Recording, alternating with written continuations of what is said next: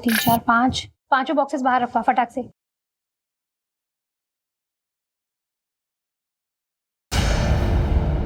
अरे रोहन, ये बॉक्सेस वहां क्यों पड़े हैं?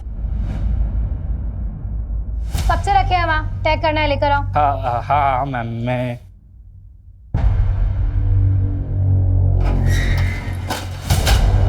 अरे रोहन, बॉस के कैबिन में क्यों लेकर जा रहे हो?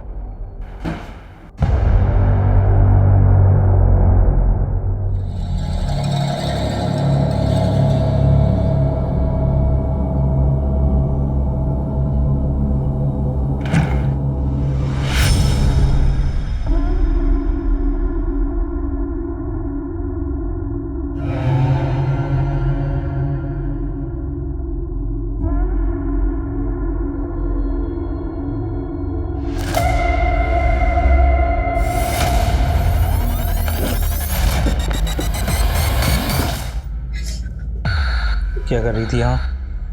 सब वो लाइट ऑफ करने आई थी। आइंदा से बिना पूछे मेरे कैबिन में मत आना। जी।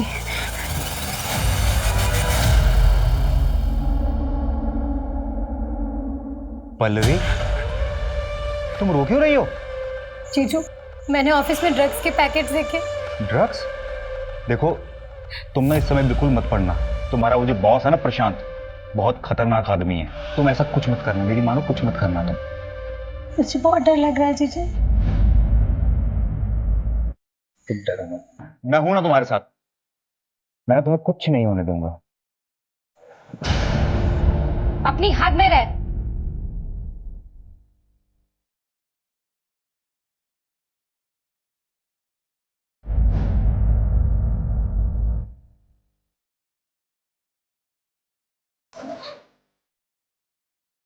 पल्लवी, ये कैसे कपड़े पहन के रखे हैं? ढंग के कपड़े नहीं पहन सकती? दीदी, मुझे समझ नहीं आता कि औरतों की ऐसी क्या मजबूरी होती है कि पति की इतनी बड़ी गलतियों को बस ऐसे ही इग्नोर कर देते हैं। ठीक है, छोटे कपड़े पहने, स्किन दिख रही है, तो मतलब ये नहीं है कि इनविटेशन मिल गया कि चाहे जब और चांस मारो। अच्छा मेरी बात सुन, ये क्या कर रही है तू? मैं जा रही हूँ। कहाँ जा रही है? अपने एक दोस्त के यहाँ कुछ दिन वहीं रहूंगी और उसके बाद रेंट पर शिफ्ट हो जाऊंगी। सुन, ना तो तू कहीं जाएगी और ना ही अपने बॉस के खिलाफ कोई कंप्लेन करेगी। मैं जा रही हूँ और बाकी सामान बाद में लेकर जाऊंगी। आप सोचिए ना दीदी, जो आदमी आपके घर में रहकर आपकी बहन की इज्जत पे हाथ डाल सकता है, वो बाहर जाकर क्या कुछ नहीं करता होगा। अरे मैं तुम्हें छोड़ दूं कहीं? Thank you. क्या एटीट्यूड है इस लड़की में।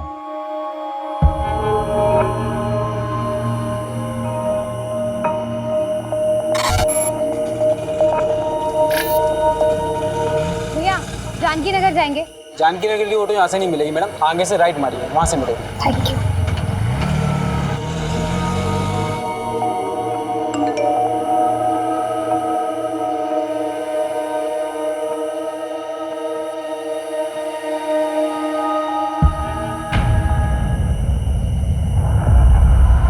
जरा सी भी आवाज निकाली ना तो जान से मार डालूंगा।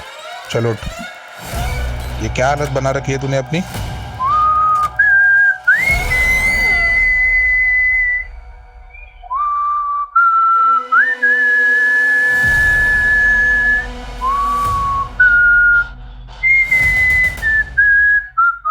क्या कर रही हो ये सब? प्लीज मुझे जाने दो, प्लीज।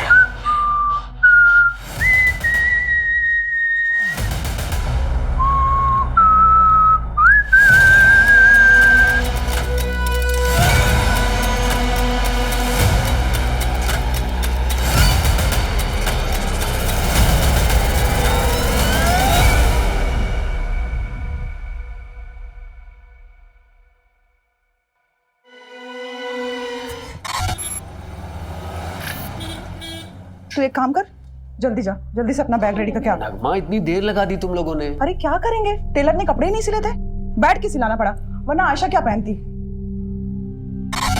बहुत लेट हो गया।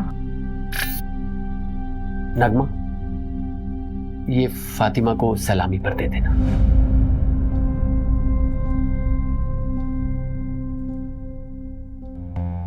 आमिर, ये तो बहुत महंगा लग रहा है, इसकी क्या जरूरत थी? हम उनको तोहफे में बहुत सारे कपड़े दे रहे हैं ना। नगमा, तुम्हारी खाला ने हमारे निकाह पर बहुत कीमती सेट दिया था, इतना तो करना ही चाहिए ना। कम से कम तुम उनके ताने सुनने से बच जाओगी। आमिर, लेकिन आगे आयशा का बोर्ड का एग्जाम है, इतने सारे खर्चे हैं, और वैसे भी शादी में बहुत खर्चा हो चुका है। मैं मैनेज करूंगा, तुम टेंशन मत लो। उज्जैन जाना है कि नहीं जाना? चलो जल्दी करो।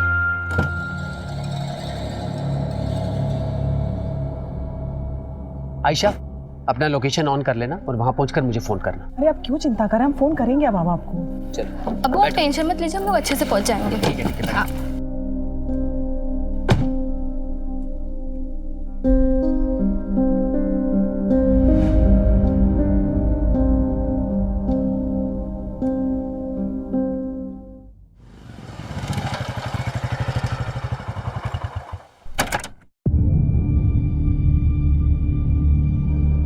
अर्जुन, कल से काम पर मत आना, आकर अपनी सैलरी ले लेना। क्या हुआ आमिर भाई, सब ठीक तो है? एक हफ्ते में दूसरी बार कंप्लेंट आई है तुम्हारी। वो तो तुम्हारी बीवी पेट से है, इसलिए मैंने पिछली बार माफ करवा दिया था, पर अब मैं कुछ नहीं कर सकता। कोई दूसरा काम ढूंढ लो। आमिर भाई, क्या है ना कि नई जगह जाऊंगा, नया जॉब ढूंढूंगा, नए दोस्त यार मिलेंगे। अब दोस्ती यार में थोड़ा पीना पाना तो हो गई, उस नशे के चक्कर में कभी आपके घर की असलियत निकल गई तो ना। अरे नहीं निकलेगी नहीं, बोलूँगा नहीं। इन क्या है, नशे में जबान पे काबू थोड़ी रहे। कमीने, मैंने तेरे साथ इतना कुछ किया और तू मुझे ही धमकी दे रहा है। अब देखता हूँ कैसे ऑफिस में आता है तू, और कैसे अपने बचे हुए 20 दिन की पगार लेता है। मैं भी देखता हूँ कैसे मिलेगा तो कैसे मिलेगा। आयशा बेटा, अब्बू को लोकेशन भेजा? अब का भेज दी।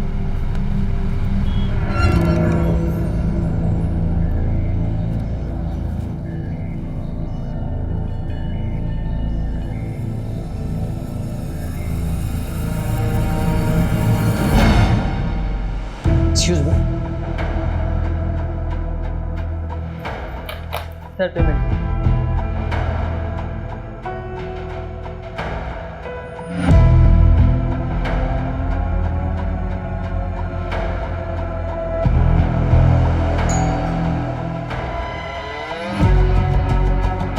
कैसी हो रोशनी?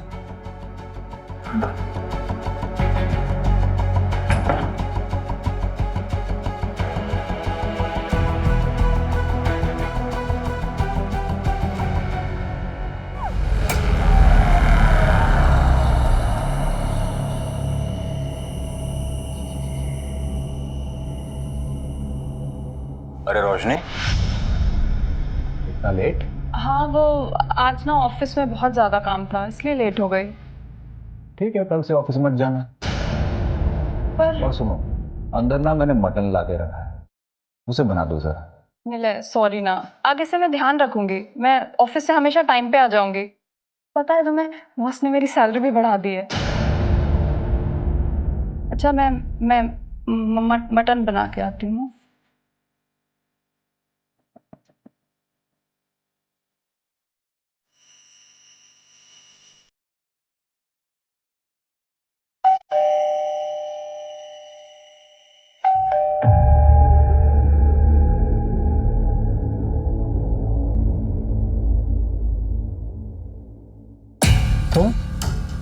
तुम्हारी हिम्मत कैसे हुई यहाँ आने की? यहीं रुको, मैं बताता हूँ तुम्हें। सर, आज सुबह ही बीवी नगमा और बेटी आयशा उज्जैन से लौटे हैं।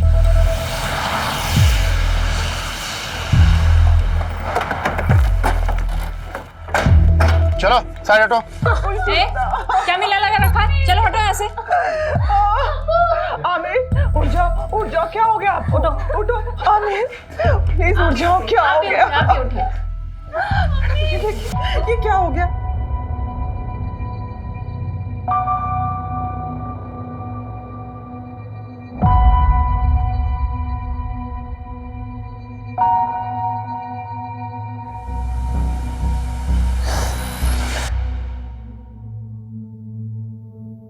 देखिए नगमा जी, मैं जानता हूं कि ये सही वक्त नहीं है, लेकिन इन्वेस्टिगेशन भी जरूरी है। आप हमें बता सकती हैं कि जब आप यहाँ वापस आई तो आपने सबसे पहले क्या देखा?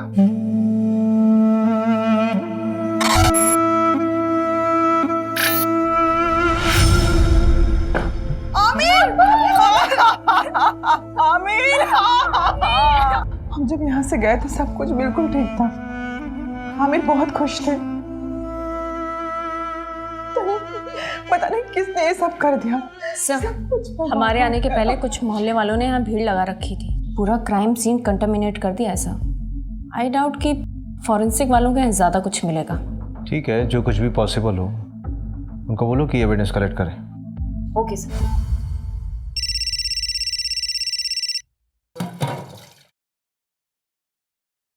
हेलो हेलो दीदी, दीदी प्लीज मुझे बचा लीजिए। नहीं, मुझे नहीं पता मैं कहाँ हूँ। पर प्लीज दीदी मुझे बचा लीजिए, वो मुझे मार देगा। कौन मार डालेगा पल्लवी? दीदी प्लीज प्लीज।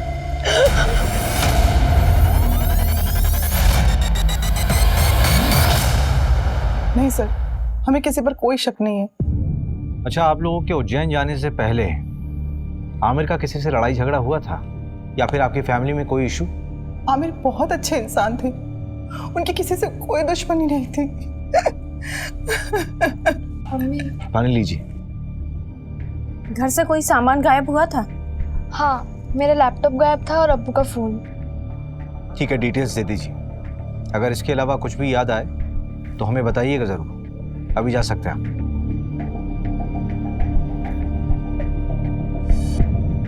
मंजू, इस आमिर का बैकग्राउंड निकालो। Okay sir. आखिर ऐसा कौन हो सकता है जो उससे इतनी नफरत करता हो?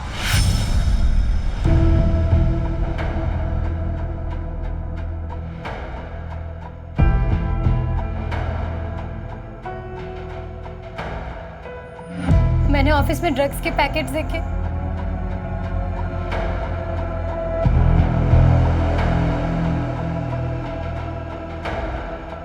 रोशनी? आमिर? रोशनी, तुम इतने सालों बाद कैसी हो? क्या बात है, कुछ परेशान लग रही हो। सब ठीक तो है ना? आमिर, मुझे तुम्हारी हेल्प चाहिए। हाँ हाँ, बोलो। गुड मॉर्निंग सर, मैं रोशनी वर्मा जॉब इंटरव्यू के लिए आई हूँ। Yes, coming. आमिर ने बताया था मुझे। फाइल? Yes sir. तो ये तुम्हारी पहली जॉब है? Yes sir. कंप्यूटर नॉलेज है? जी सर, पूरी मेहनत से काम करूँगी। मेहनत से नहीं रोशनी, स्मार्टनेस से काम करना होगा। करोगी ना? जी। आमिर के अकाउंट से एक होटल में रेगुलर पेमेंट्स दिखा रहा है, ऑलमोस्ट एवरी वीक। मैंने उस होटल में फ़ोन किया था तो वहाँ के रिसेप्शनिस्ट ने बताया कि आमिर यहाँ एक औरत के साथ आया करता था और दिए गए आईडी के मुताबिक उस औरत का नाम रोशनी वर्मा है। ये देखिए। इसका मतलब आमिर का एक्स्ट्रा मैरिटल अफेयर था। सर, फिलहाल तो ऐसे ही लग रहा है। मैंने उस होटल की सारी सीसीटीवी फुटेजेस मंगा ली है। ये देखिए सर, ये वाली फुटेज, ये मर्डर के 2 दिन पहले की है।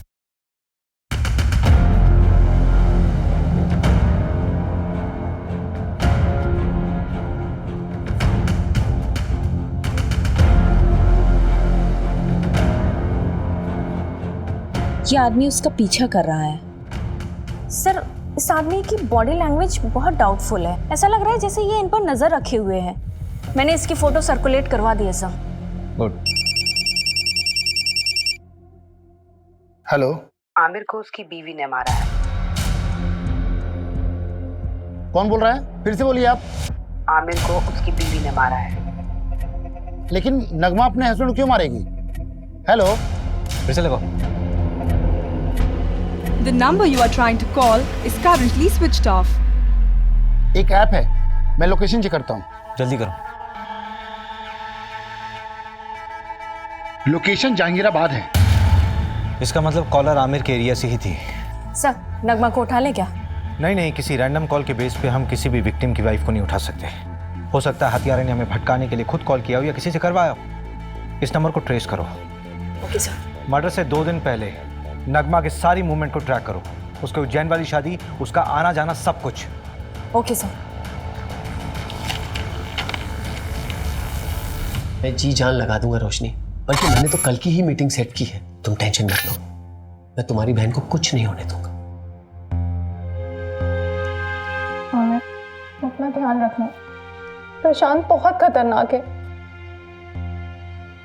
तुम मेरी फिक्र मत करो रोशनी।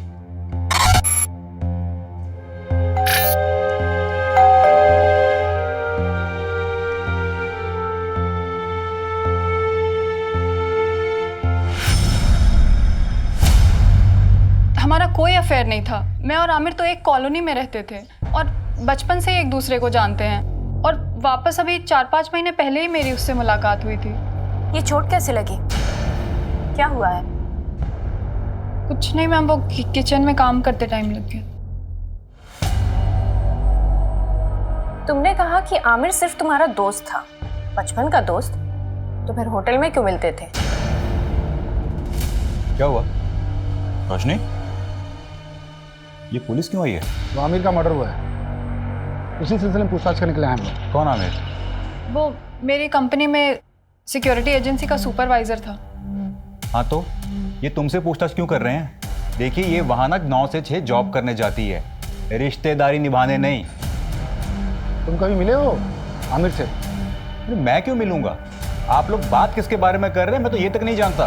अच्छा, ये देखो, कुछ याद आया? चल आने चल। सर मैंने कुछ सब याद कराता हूँ, चल। अरे मेरी कोई गलती नहीं, मुझे क्यों लेके जा रहे हो? अरे मैंने कुछ नहीं किया, छोड़ो मुझे। सर मैंने आमिर का मर्डर नहीं किया है। अगर तूने आमिर का मर्डर नहीं किया तो तूने झूठ क्यों बोला कि तू आमिर को नहीं जानता? तो क्या सच बोलता? क्या आमिर मेरी बीवी के साथ होटल में जाता है? क्या करते आप लोग? सहानुभूति देकर छोड़ देते? नहीं ना। वैसे आमिर का मर्डर हुआ कभी है? 23 तारीख को। 23 तारीख को तो मैं यहाँ था ही नहीं, मैं तो इंदौर में था अपने दोस्त के यहाँ। चल नंबर बता तेरे दोस्त का। लिख लीजिए नंबर, लेकिन फोन नहीं लगेगा उसका। क्यों? क्योंकि वो दुबई चला गया है।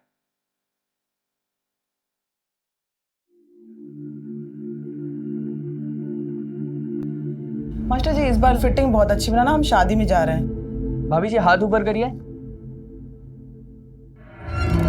काफी पतले हो गए। मास्टर जी आप भी ना। मास्टर जी, इस काम के लिए कोई औरत नहीं मिलती आपको? आजकल फीमेल टेलर मिलती कहाँ है? इतने समय से हम कपड़े सिला रहे हैं, लेकिन हमारे मास्टर जी का हाथ कोई पकड़ नहीं सकता। हाँ हाँ, वो तो मैं देख ही रहा हूँ। आपका काम हो गया हो तो अपना सामान उठाओ और निकलो यहाँ से। बोलने से पहले कुछ तो सोचा करो।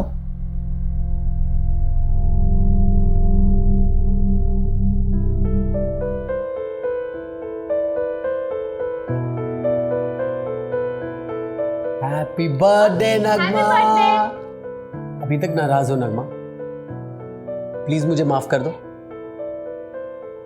और वो जो टेलर मास्टर के सामने आपने किया, वो क्या सोच रहे होंगे वो? अच्छा, तो माफी से काम नहीं चलेगा तो मुर्गा बन जाता हूं मैं। अच्छा बस, अब ज्यादा नौटंकी करने की जरूरत नहीं है, चलो उठो। Happy birthday to you, happy birthday to you.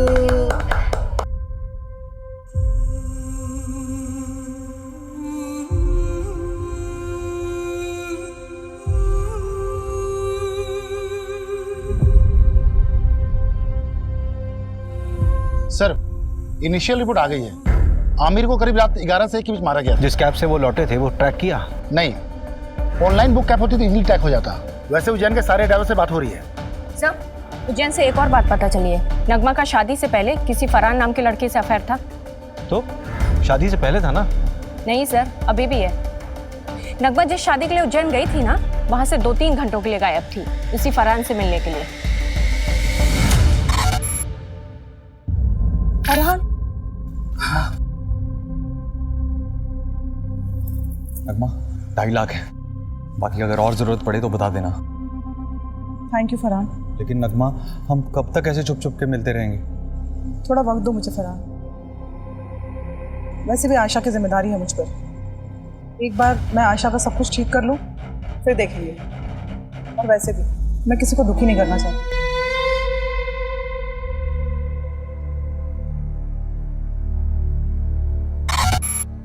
तो ठीक है, बैठ।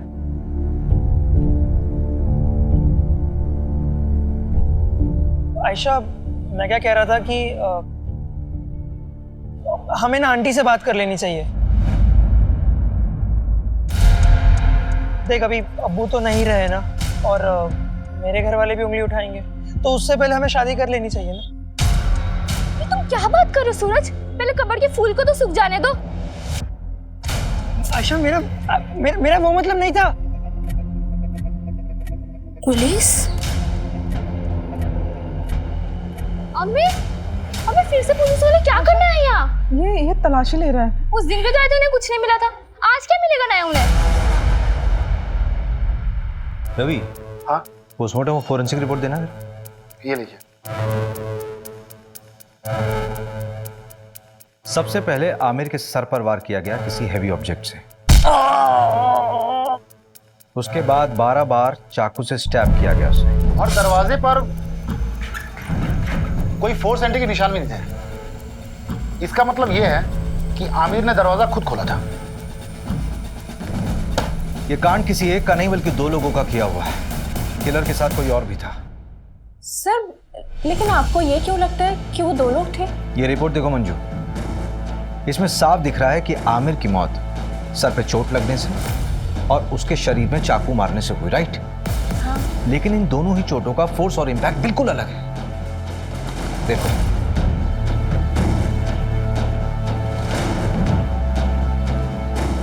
एक काम करो, इस घर की एक बार फिर से अच्छे से तलाशी लो। ठीक है। Okay sir.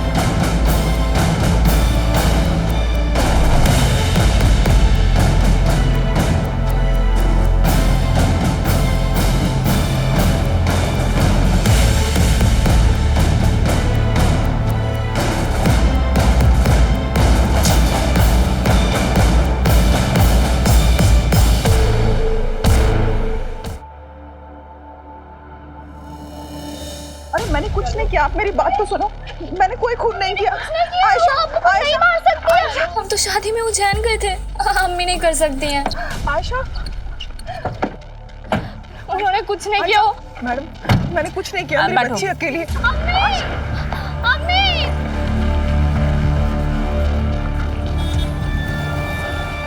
सर, ये नगमा तो अभी तक कुछ काम का बोली ही नहीं है। बोलेगी। एक बार चाकू की फोरेंसिक रिपोर्ट तो आने दो। आखिर ये चाकू उसी के घर से बरामद हुआ था ना, उसी की अलमारी से। Yes sir. रवि भाई, तुम कहाँ बिजी हो? ये फाइल आमिर के घर से मिली थी, वही पढ़ रहा था। इसमें एक एफआईआर कॉपी है। 4 महीने पहले रोशनी ने न्यू मार्ग थाने में एक एफआईआर दर्ज करवाई थी अपनी सगी बहन के किडनैपिंग। किडनैपिंग? स्ट्रेंज। इसका मतलब रोशनी 2 विक्टिम से जुड़ी हुई। एक तो उसकी खुद की बहन जो 4 महीने से लापता है, और एक दूसरा आमिर। लेकिन सबसे बड़ा सवाल ये उठ रहा है रवि कि ये फाइल आमिर के पास क्या कर रही थी? अजीब तो है। ये देखिए, इस फाइल में ना कई सारे एड्रेसेस हैं, और ये फोटो देखिए आप।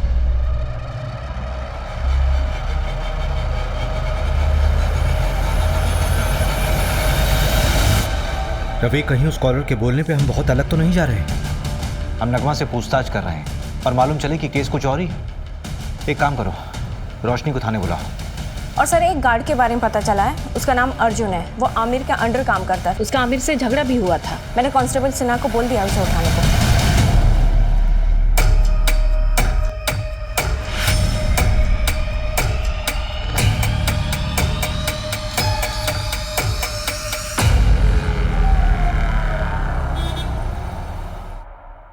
सर, मैं सच कह रहा हूँ, मैंने कुछ नहीं किया। मैंने किसी को नहीं मारा है।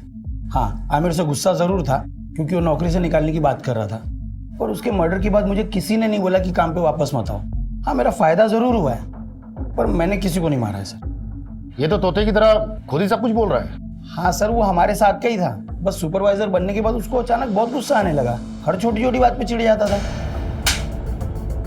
तेरे मुंह से ही पहली बार सुन रहा हूँ कि आमिर को गुस्सा आता था। हाँ सर, आप चाहे तो वो आयशा के बॉयफ्रेंड सूरज, हाँ सूरज से भी पूछ सकते हैं। मैंने ही पकड़ा था उन दोनों को मार्केट में, और आमिर को खबर देके मैंने ही बुलाया था। यार, मजहबी लड़के के साथ घूमती है। ये आजादी दी थी मैंने तुझे। मेरे नीचे काम करने वाला अर्जुन ये मुझे फोन करके बताता है कि अपनी बेटी को संभाल लो। क्या इज्जत रह गई? सर, हम शादी करना चाहते हैं। सर, मैं प्यार करता हूँ इसमें। सर, आज के बाद इसके साथ नजर आया ना तो जान से मार दूंगा तुझे। Sir please. पल्लवी के लिए मैं कहाँ कहाँ नहीं भागी सर, पर किसी ने मेरी मदद नहीं की। सिर्फ आमिर मेरी मदद कर रहा था। पल्लवी की कोई दोस्त थी जहां वो गई थी, उसका नाम या पता मालूम चल सकता है? पता नहीं, उस दिन पल्लवी ने मेरे किसी मैसेज का रिप्लाई नहीं किया। मुझे लगा शायद गुस्सा है इसलिए नहीं किया। फिर अचानक एक दिन कॉल आई और तब मुझे पता चला कि वो किडनैप हुई है। पर प्लीज दीदी मुझे बचा लीजिए, वो मुझे मार देगा। मुझे पता है सर, ये सब उस प्रशांत का किया धरा है। मेहनत से नहीं रोशनी, स्मार्टनेस से काम करना होगा। नाम के लिए तो उसकी एक कुरियर एजेंसी है, लेकिन असली पैसा ड्रग्स बेच के कमाता है। कुरियर बॉक्सेस में ड्रग्स डाला जाता है और लोगों को कुरियर की तरह डिलीवर किया जाता है। और क्योंकि ये सब लोकल डिलीवरी होती है इसलिए कभी चेकिंग में भी नहीं आता। पल्लवी ने ड्रग्स देख लिया था। सब मेरी गलती है सर, मुझे उसे अकेले जाने ही नहीं देना चाहिए था। मेरी मदद तो पुलिस ने भी नहीं की। प्रशांत का नाम तक नहीं लिखा है एफआईआर में। उल्टा मुझसे कहने लगे कि तुम्हारी बहन किसी के साथ भाग गई होगी। हम ढूंढेंगे उसे, इट्स अ प्रॉमिस। तो जब हम तुम्हारे घर आए थे तब क्यों नहीं बताया था ये सब? आमिर, ये देखो, किसी बैंक का अकाउंट नंबर है, SRV बैंक। रोशनी, ये स्विट्जरलैंड का बैंक है। एक मिनट, ये डायरी जहां से उठाई है वहीं रख दो।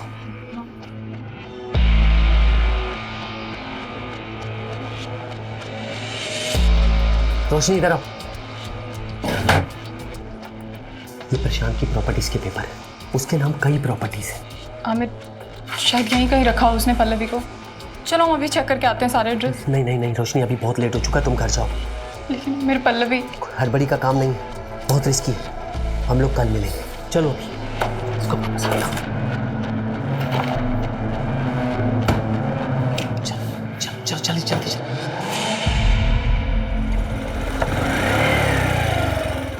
रोशनी, मैंने 3 प्रॉपर्टीज देखी हैं जो काफी टाइम से खाली पड़ी है। उनमें से एक ही है। चलो पहले ये चेक कर लेते हैं।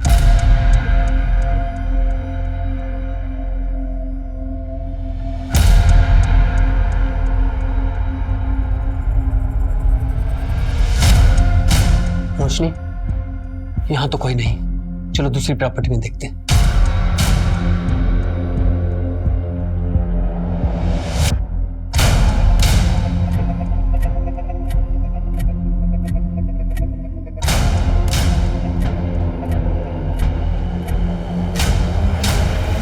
रोशनी, ये जगह सेफ नहीं है।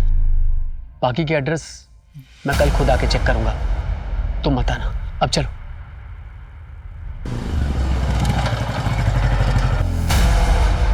रोशनी, तुम टेंशन मत लो, मैं पल्लवी को ढूंढ लूंगा। आमिर, अभी मैं घर निकलती हूँ। अगर निलय मुझसे पहले आ गया ना तो बहुत प्रॉब्लम हो जाएगी।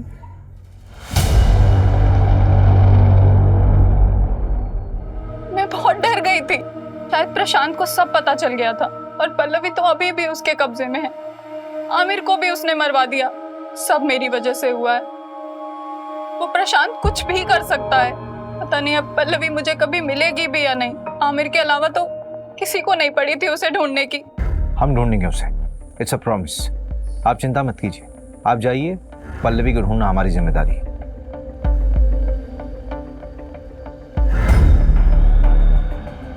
रवि, जिस नंबर से पल्लवी ने कॉल किया था उसकी डिटेल्स निकालो और इस कॉलर का भी इन्वेस्टिगेशन स्पीड अप कर दो, जिसने आमिर की वाइफ का नाम लिया था।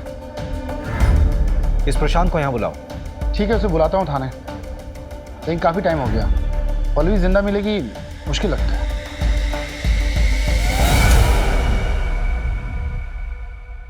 और इंस्पेक्टर साहब, बीवी बच्चे कैसे हैं आपके? बहुत अच्छे। अच्छे रहे तो कितना अच्छा है ना? धमकी दे रहा? अरे नहीं नहीं नहीं इंस्पेक्टर साहब, ऐसा आप कैसे कर सकता हूँ? आप बताइए क्या सेवा कर सकता हूँ आपकी? आमिर को जानता है? हाँ, हमारे यहाँ की सिक्योरिटी का सुपरवाइजर था, लेकिन सुना है बहुत बुरी तरह से मर्डर हुआ है उसका। किसने किया है? पल्लवी को जानता है? जी हाँ, हमारे यहाँ काम करती थी डेटा एंट्री ऑपरेटर का। फिर अचानक उसने जॉब छोड़ दी। उसने मारा आमिर को। ज़्यादा स्मार्ट बनने की ज़रूरत नहीं है, सीधे सीधे बता कि तुझे कब पता चला कि आमिर तुझे इन्वेस्टिगेट कर रहा था। आमिर के लिए मैं भगवान था, वो मुझे इन्वेस्टिगेट क्यों करेगा? ऐसा कौन सा भगवान वाला काम किया आपने? उसकी बेटी का अबॉर्शन करवाना था, उसके लिए पैसे और सीक्रेट डॉक्टर का नंबर मैंने ही दिया था। डॉक्टर का कॉन्टैक्ट नंबर?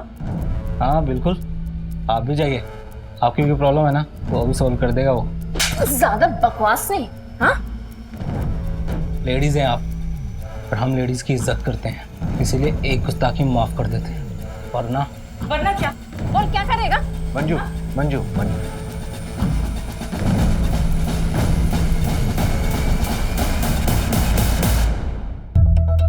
नहीं सर, हमारे यहाँ ऐसा कुछ भी गलत काम नहीं होता। एक तो बिना पुलिस को इन्फॉर्म किए एक नाबालिग लड़की का अबॉर्शन करा दिया, ऊपर से झूठ बोल रहे हो। अभी तो सिर्फ तुम्हारा लाइसेंस रद्द करूंगी, अगर और झूठ बोला ना तो सीधा जेल में डाल दूंगी। नहीं मैडम, ऐसा मत करना, मैं आपको सच्चाई बताता हूँ। आमिर 4 हफ्ते पहले ही आया था अपनी बेटी को लेके अबॉर्शन के लिए। आयशा, अभी तो सिर्फ 2 महीने हुए हैं, अभी तो अबॉर्शन हो सकता है। और आमिर, तेरी बेटी तो अभी नाबालिग है, पुलिस केस हो सकता है। डॉक्टर साहब, मेरे बच्चे की जिंदगी खराब हो जाएगी। वो लड़का इसकी क्लास का है, उसे जब खबर मिली तो वो घबरा गया। डॉक्टर साहब, आप इसका अबॉर्शन कर दीजिए, हमें कोई पुलिस केस नहीं करना। नहीं अब्बू, जो कुछ हो रहा है तेरे अच्छे के लिए हो रहा है। मैं ताने सुन सकता हूँ, लेकिन तू ताने नहीं सुन सकती। छोटे बच्चे की परवरिश करना इतना आसान नहीं है, खासकर जब उसका बाप उसके साथ ना हो। अब्बू ने मेरा साथ दिया था। तुम्हारा अबॉर्शन हुआ तो डेफिनेटली तुम्हें सूरज से भी मिलने से रोका गया होगा, तो क्या इन सारी बातों को लेकर सूरज गुस्सा था क्या आमिर से? देखिए, ना सूरज ने अब्बू को मारा है और ना अम्मी ने अब्बू को मारा है। आप शुरू से गलत इन्वेस्टिगेट कर रहे हो। देखो आयशा, अगर तुम्हें ये लगता है कि तुम्हारी मम्मी बेवजह लॉकअप में बंद है तो तुम्हें ही उनकी मदद करनी होगी ना, नहीं तो वो जिंदगी भर किसी और के जुर्म की सजा काटती रहेंगी। नहीं, ऐसा बिल्कुल नहीं होगा। वकील ने कहा है कि उनकी कल तक जमानत हो जाएगी, इसके बाद वो कभी भी जेल नहीं जाएगी। अम्मी ने कुछ भी नहीं किया है, इसलिए आप लोगों को कोई सबूत नहीं मिल रहा है। अब आप जाइए।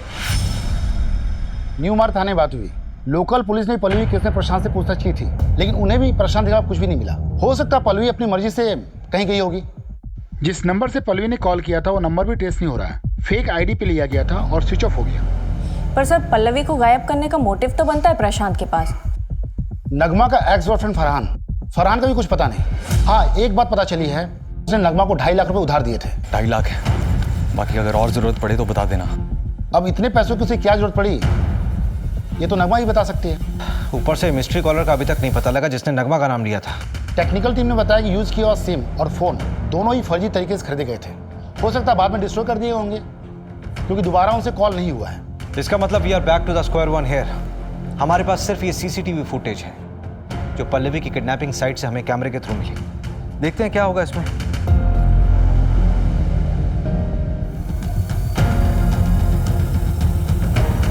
इन दोनों ऑटो वालों से भी न्यू मार्ग पुलिस ने बात की थी। पल्लवी ने यहीं पे उन 2 ऑटो वालों से बात की थी। इसी कैमरे का फुटेज देखा था ना हमने। हाँ, फुटेज के मुताबिक पल्लवी ने यहाँ से राइट लिया हो, लेकिन आगे तो कॉलोनी का एंड हो रहा है, आगे का पूरा रास्ता सुनसान है। पल्लवी यहाँ से कहाँ गई होगी? यहाँ से सीधे कुछ दूरी पर एक बहुत बड़ी फैक्ट्री है जो अब खंडर बन चुकी है, वहाँ चलकर देखें क्या? चल।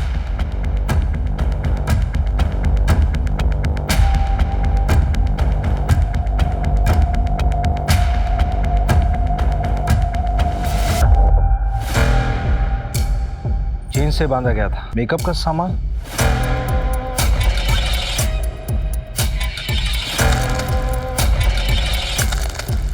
ये न्यूज़पेपर 3 हफ्ता पुराना है, इसका मतलब कम से कम 3 हफ्ता पहले कोई यहाँ होगा।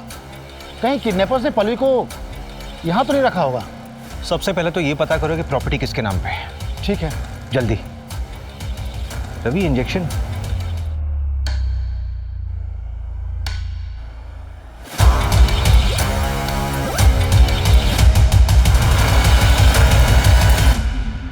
सर, इनकी बेल हो गई।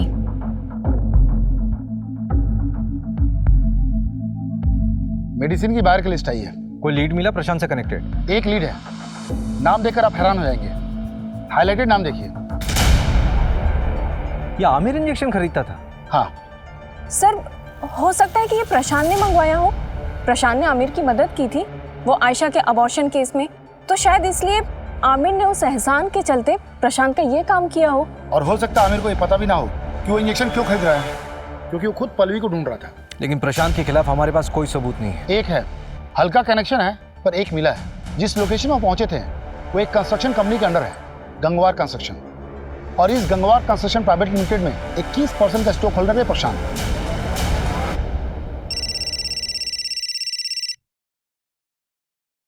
हेलो, गाड़ी में बैठो।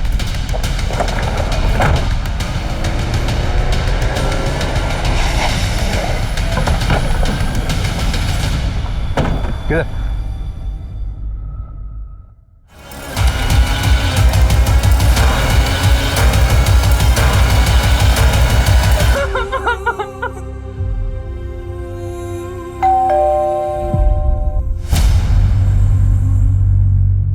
आप लोग फिर से?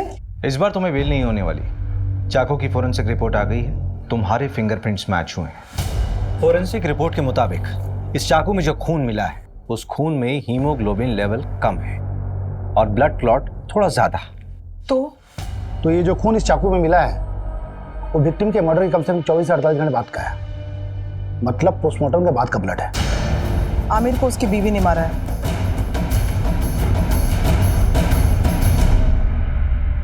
मैं अपना जुर्म कबूल करती हूँ, मैंने ही आमिर को मारा है। झूठ बोल रही हो तुम नगमा। मर्डर रात के 11 बजे से 1 बजे के बीच में हुआ।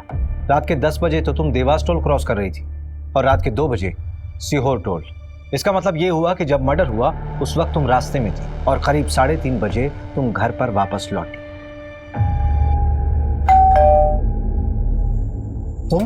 तुम्हारी हिम्मत कैसे हुई यहाँ आने की? रुको, मैं तुम्हें अभी देखता हूँ।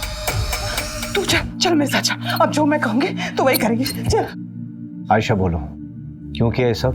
देखो मैं जानता हूँ तुम दूसरी कैब करके पहले ही भोपाल पहुंच गई थी और तुम्हारी माँ नगमा बाद में अकेली आई थी। देवास टोल नाके के सीसीटीवी फुटेज में तुम्हारी माँ कैब में अकेली दिखाई दे रही है। इसके आगे जाकर हमने इन्वेस्टिगेट किया तो पता चला कि मर्डर के समय तुम्हारी माँ घर पर थी ही नहीं। सबूत हैं हमारे पास। सर प्लीज, मैं आपके आगे हाथ जोड़ती हूँ, इसको छोड़ दीजिए। इसकी सजा मुझे दे दीजिए। ये अभी बहुत छोटी है, इसकी पूरी जिंदगी बर्बाद हो जाएगी। आयशा मैं तुमसे पूछ रहा हूँ, बोलो क्यों किया तुमने ऐसा? नगमा तो तुम दोनों को भगाने वाली थी, फिर क्यों? बोलो आयशा। क्योंकि मैं नहीं भाग पा रही थी। कैसे चली जाती मैं? कैसे भूलती है सब कुछ? वो मेरा रेप करता था, मेरा खुद का बाप। जो अबॉर्शन करवाया था वो सूरज का बच्चा नहीं, वो कमीना आमिर का था। तुम्हारी अम्मी ने पैसों का इंतजाम किया था तो फिर क्यों नहीं चली गई? नहीं जाना था मुझे, नहीं भागना था। जब तक मैं उस कमीने को सजा नहीं दिला देती मैं नहीं भूल पाती है सब कुछ। लेकिन अब मैं भूल सकती हूँ, चैन से जी सकती हूँ, सूरज के साथ या फिर इस जेल में, पर जी सकती हूँ। पल्लवी का किडनैप भी आमिर ने किया होगा, उसी ने उसका रेप और मर्डर किया होगा। पोस्टमार्टम के मुताबिक जिस वक्त पल्लवी का मर्डर हुआ उस वक्त प्रशांत मुंबई में था।